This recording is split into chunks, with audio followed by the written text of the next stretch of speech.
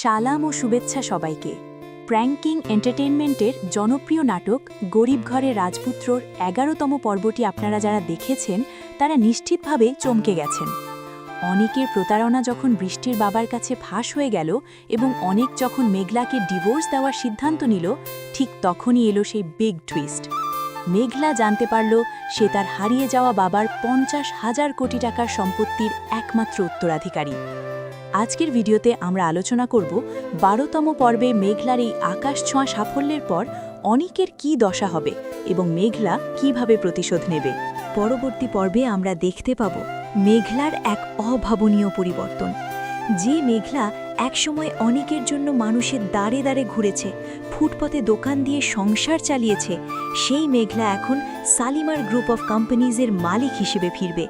দামি গাড়ি, বডিগার্ড আর আভিজাত্যে মেঘলাকে দেখে অনেক এবং তার বর্তমান স্ত্রী বৃষ্টির চোখ কপালে উঠবে। অন্যদিকে অনিকের ভাগ্য খুব খারাপ হতে চলেছে। বৃষ্টির বাবা অনিককে তার প্রতারণার জন্য ঘাড় ধাক্কা দিয়ে বাড়ি থেকে বের করে দেবে।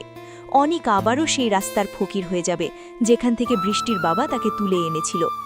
দ্বাদশ পর্বের মূল আকর্ষণ হবে মেঘলা এবং অনিকের মুখোমুখি হওয়া। অনিক যখন তার ভুল বুঝতে পারবে এবং মেঘলার অফুরন্ত সম্পত্তির কথা জানবে, তখন সে মেঘলার কাছে ক্ষমা চেয়ে ফিরে আসতে চাইবে। মেঘলা কি তাকে ক্ষমা করবে? প্রিভিউ এবং গল্পের ধারা অনুযায়ী মেঘলা অনিককে উচিত শিক্ষা দেবে।